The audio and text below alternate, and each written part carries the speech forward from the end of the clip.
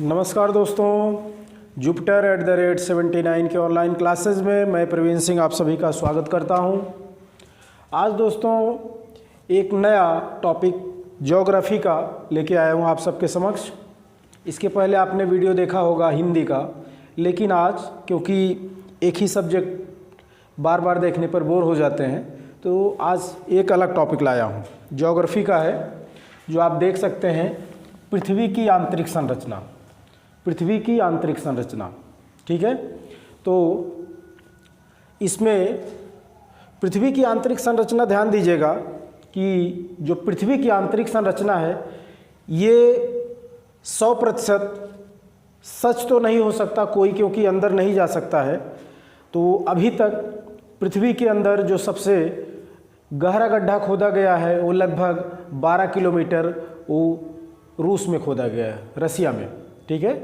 तो अंदर जो भी तथ्य ये जो पढ़ाए जाते हैं, जो भी इसमें लिखा गया है टॉपिक, इसमें रिसर्च या कुछ अंदाज़ा लगाकर या अनुमान लगाकर, जैसे भूकंप आते हैं, ज्वालामुखी फटता है, तो उसके आधार पर इसका अध्ययन किया जाता है। तो दोस्तों यह 100% तो सत्य नहीं है।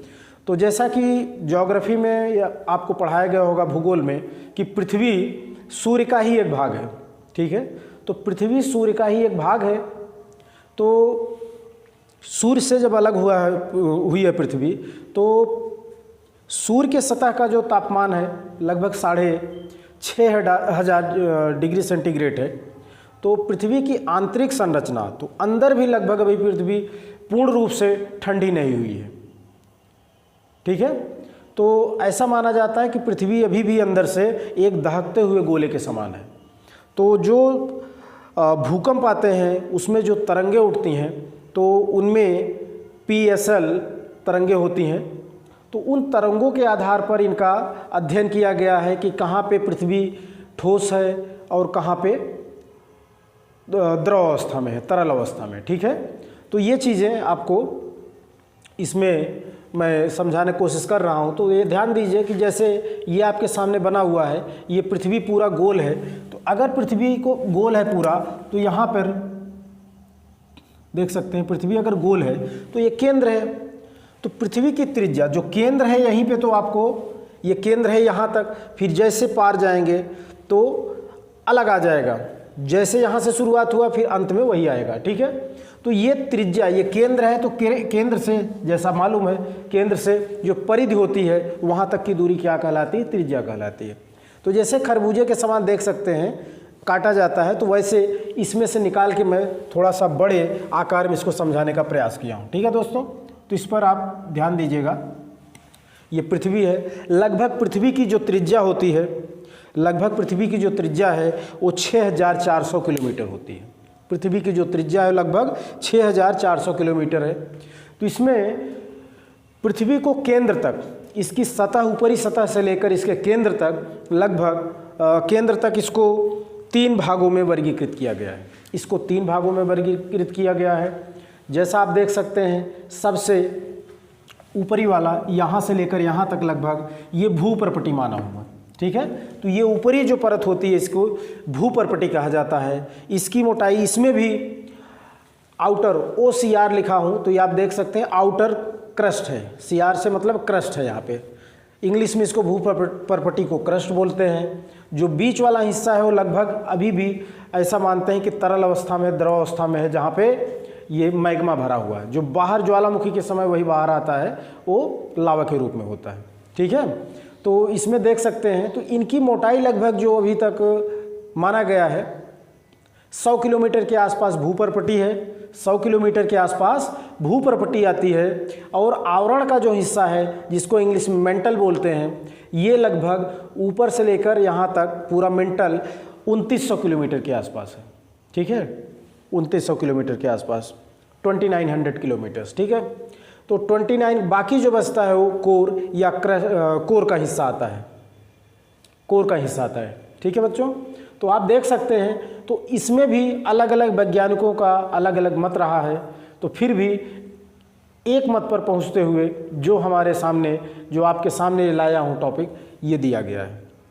मैं भी रिसर्च करता हूँ, बहुत सारी किताबों में ये सब सर्च किया, तो उन्हीं तथ्यों के आधार पर ये आपको बता रहा हूँ।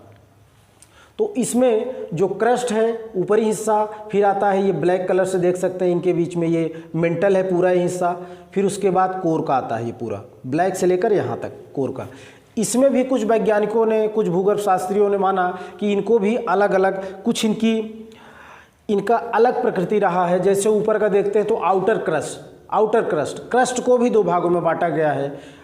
तो क्रस्ट जहाँ से 2 भागों में बांटता है, जो ये सिद्धांत दिए हैं, जो तथ्य सामने आया है, तो इसको कोनराड असंबद्धता नाम दिया गया है। कोनराड असंबद्धता देख सकते हैं, सी लिखा हुआ हूँ।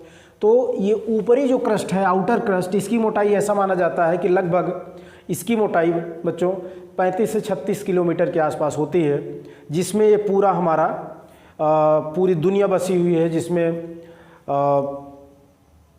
महासागर हो गए, महाद्वीप हो गए, द्वीप, ये सारी चीज़ें इसी के अंतर्गत आ जाती हैं।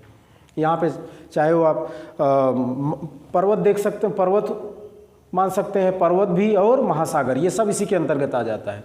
फिर उसके बाद आता है इनर क्रस्ट। तो ये दोनों मिला के आता है आपका इनर क्रस्ट, ये मिला के आ जाता है 100 किलोमीटर के आसपास, ऐसा माना जाता है। फिर उसके बाद ये मेंटल जो आवरण वाला हिस्सा है ये स्टार्ट होता है। तो आवरण वाला हिस्सा ऐसा मानते हैं कि ये आवरण हिस्सा, ये मेंटल का, ये तरल अवस्था में है। तो तरल अवस्था में इसको भी 2 भागों में ऐसा, एक मिनट ये भी देखिएगा। तो जहाँ से क्रस्ट और मेंटल अलग होता है, इसको जो ये सिद्धांत दिए हैं जो भूगर्भ शास्त्री, उनको एम से मोहो, कोनराड हो गए, फिर मोहो, ठीक है। तो बाकी फिर इसमें इन्होंने इसके बाद जो मेंटल को 2 भागों में बांटा गया है, आउटर मेंटल और इनर मेंटल। तो इसको रेपटी जिनका ये सरनेम है, भूगर्भ शास्त्री थे, तो इन्होंने इसको 2 भागों में बांटा है। तो आउटर मेंटल और इनर मेंटल। आउटर मेंटल में ऐसा माना गया है, ऐसा इन्होंने बताया कि आउटर मेंटल पूर्ण रूप से ये तरल नहीं है, ये अर्ध तरल अवस्था में है। इसको दुर्बल मंडल भी बोला जाता है। बाकी ये इनर मेंटल जो आता है, ये आपका मध्य मंडल इसका नाम दिया गया है। तो इसको दुर्बल मंडल ऐसा मानते हैं कि प्लास्टिक, जैसा प्लास्टिक की परत होती है, उस तरह से ये आता है। तो इसकी भी मोटाई लगभग 100 किलोमीटर के आसपास है। तो मेंटल का 100 किलोमीटर और भूपर्पटी का 100 किलोमीटर का हिस्सा जो लगभग 200 किलोमीटर के आसपास है, इसी को स्थल मंडल बोला जाता है। इसी को स्थल मंडल बोला जाता है। अगर किसी को नोट करना हो तो आप लोग नोट भी कर सकते हैं, ठीक है बच्चों। तो एक बार आपसे मैं फिर यही रिक्वेस्ट करना चाहूँगा कि इस वीडियो को जितना हो सके आप लोग शेयर करिए, क्योंकि यही आपका एक प्रयास हमारे हौसला बढ़ाता है। अभी तक जो भी विद्यार्थी इसको देख रहे हैं वीडियो, अगर उन्होंने हमारा चैनल सब्सक्राइब नहीं किया हो तो उसको सब्सक्राइब कर ले, और साइड में जो बेल आइकन आता है उसको दबाना न भूलें, जिससे जो भी वीडियो हमारा आएगा वो आप तक पहुंचता रहे, ठीक है दोस्तों। तो इसके बाद आगे देखते हैं, रेपटी आता है यहाँ पे। तो इनर मेंटल, इसको मध्य मंडल भी बोला जाता है। फिर आता है जहाँ से मेंटल ख़त्म होता है आवरण का, तो वहाँ से स्टार्ट हो जाता है आपका कोर। ऐसा मानते हैं कि कोर अभी भी इतना दबाव पड़ने की वजह से कोर आपका ठोस अवस्था में आता है। ये लिक्विड में आया, कोर का जो हिस्सा है ये सबसे आंतरिक है, ये ऊपर से इतना ज़्यादा दबाव है कि ये ठोस अवस्था में आ जाता है।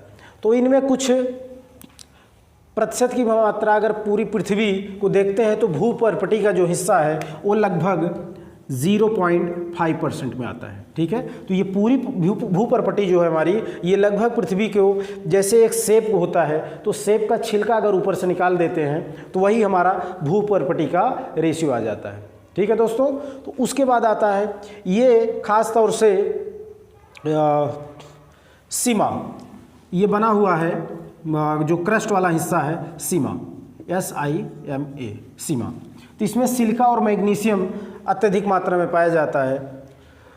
फिर आता है आपका मेंटल, जो लगभग 16% के आसपास आता है, 16% के आसपास। तो ये आपका सियाल, सिलिका और एल्यूमिनियम इसमें पाया जाता है, जो 16% के आसपास है। बाकी जो बचता है आपका वो आता है 3 पॉइंट समथिंग आ जाएगा, लगभग 5 के आसपास। तो ये आपका आएगा कोर का हिस्सा। ये निफे, निकेल और फेरस, जो निकेल और लोहा की मात्रा है, जो गुरुत्वाकर्षण बल का सबसे बड़ा कारण है। ठीक है दोस्तों, तो ये आप देख सकते हैं कि गुरुत्वाकर्षण का सबसे बड़ा कारण है, ये आपका कोर आ जाएगा इसमें। तो गुरुत्वाकर्षण का सबसे बड़ा कारण यही है, निकेल और फेरस। तो इसमें 0.5% ये आपका कोर क्रस्ट आ जाएगा। मेंटल का लगभग 16% है, बाकी निफे का ये आप 83.5 के आसपास है। तो इसको कभी कभी ये भी एग्ज़ाम में पूछ लेते हैं कि कौन सी असंबद्धता किसके द्वारा जो दिया गया, इनके नाम के आधार पर ये वैज्ञानिक लोग या भूगर्भ शास्त्री जो भी हैं, इन्होंने जो नाम दिया उसी के आधार पर इनका, उन्हीं के नाम पर इसको रखा गया है। जैसे आपको एक बार फिर बताना चाहूँगा, इसका ट्रिक है, याद कर लीजिए, ट्रिक है जैसा भी, इसको शॉर्ट में CMRGL नाम आपको याद होना चाहिए। ये आपका याद रहेगा तो C से क्या होता है आपको आ जाएगा ध्यान में। भूपर्पटी को 2 भागों में बांटता है, कौन सी असंबद्धता, कोनराड असंबद्धता। M से हो गया, ये भूपर्पटी और मेंटल को अलग करता है। भूपर्पटी और मेंटल जहाँ से ये सिद्धांत दिए हैं, ये मोह। और उसके बाद मेंटल को जो 2 भागों में बांटता है, आउटर मेंटल और इनर मेंटल, तो ये रैपिटी असंबद्धता, R से रैपिटी हो गया। G से होता है, G आपका देख रहे हैं कि ब्लैक वाली लाइन पे आ रहा है, तो G आपका ब्लैक वाली लाइन पे आएगा, तो ये आपका मेंटल और कोर अलग हो रहा है। तो ये किसने दिया सिद्धांत, ये गुटेनबर्ग। ठीक है, तो ये नाम है, सरनेम हो सकता है इनका पूरा नाम भी आए, तो सरनेम आप ध्यान में रखिएगा। बाकी आता है फिर कोर को भी, ये L से हुआ लेहमन, इन्होंने ये सिद्धांत दिया कि कोर का भी 2 भागों में बढ़ता है, क्योंकि जाहिर सी बात है कि अगर बदलाव आता है इस पे इसके तापमान में, जैसे जैसे नीचे बढ़ते हैं। एक चीज़ ये भी बताना भूल गया कि ये भी अगर पृथ्वी के नीचे 32 मीटर गहराई में जाते हैं तो लगभग 1 डिग्री सेंटीग्रेड तापमान की वृद्धि होती है पृथ्वी के अंदर। और ये लगभग आपका 32 मीटर, लेकिन ये एग्ज़ाम में पूछा जाता है 32, ऐसा ज़रूरी नहीं कि जैसे जैसे आप 32 मीटर बढ़ते जाएंगे तो 1 डिग्री सेंटीग्रेड, ये कम और ज़्यादा भी हो सकता है। ठीक है, तो ये एक अनुमानित तापमान बताया गया है, तो ये एग्ज़ाम में कई बार पूछा भी गया है और पूछा भी जा सकता है। तो ये ध्यान में रखिएगा, 32 मीटर जैसे जैसे पृथ्वी की गहराई में जाते हैं पृथ्वी के अंदर, तो 1 डिग्री सेंटीग्रेड का तापमान बढ़ता जाता है। ठीक है, तो फिर भी बोल रहा हूँ कि बार बार ऐसा नहीं हो सकता कि 32 मीटर जैसे जैसे जाएंगे बढ़ेगा, ये कम और ज़्यादा भी हो सकता है। लेकिन अभी अनुमान ये लगाया गया है कि लगभग पृथ्वी की आंतरिक ये कोर का जो तापमान है ये लगभग 6500 के आसपास, क्योंकि सूर्य का जो उसकी सतह का तापमान है वही लगभग हो सकता है। ठीक है दोस्तों, तो इसमें बहुत ज़्यादा ऐसा कुछ नहीं है, इसमें यही क्वेश्चन पूछे जाते हैं। भू प्रॉपर्टी, ये असंबद्धता कौन सा अलग करता है, क्या है, इनकी गहराई कितनी है लगभग, तो ये आप ध्यान दीजिएगा। क्रस्ट की मोटाई लगभग ये 100 किलोमीटर के आसपास होती है। इसके बाद जो आता है स्थल मंडल, जिसको दुर्बल मंडल भी बोला जाता है, दुर्बल मंडल, तो ये आपका 200 किलोमीटर के आसपास आएगा। उसके बाद पूरा जहाँ से क्रस्ट खत्म होता है और मेंटल तक की मोटाई ये लगभग पृथ्वी की सतह से 2900 किलोमीटर के आसपास होती है। बाकी जो बचता है आपका कोर आता है। ठीक है, तो इनमें जब लगभग जो प्रतिशत मात्रा है ये भूपर्पटी का पूरी पृथ्वी के आयतन का 0.5% के आसपास होता है। बाकी जो आपका बचता है आवरण लगभग 16% के आसपास, प्रतिशत के आसपास रहता है। कोर आता है, सबसे अधिक मात्रा जो है कोर का है पूरी पृथ्वी में, तो ये लगभग 83.5 के, और ये ठोस अवस्था में, क्योंकि इतना ज़्यादा दबाव होने की वजह से ऐसा मानते हैं कि ये ठोस अवस्था में है। ठीक है दोस्तों, तो इसको आप लोग नोट करना चाहें तो देख सकते हैं, इसमें जो भी आप नोट करना चाहें तो कर सकते हैं। ठीक है, तो इसी के साथ मैं आप सबसे यही आग्रह करूंगा कि जो भी अभी तक चैनल सब्सक्राइब नहीं किए हों वो एक बार उसको सब्सक्राइब कर लें और बेल आइकन दबा लें, जिससे आपको जो भी हमारा नोटिफिकेशन है टाइम पे मिलता रहे। ओके दोस्तों, तो इसी के साथ मैं आप सबसे विदा लेना चाहूँगा। धन्यवाद।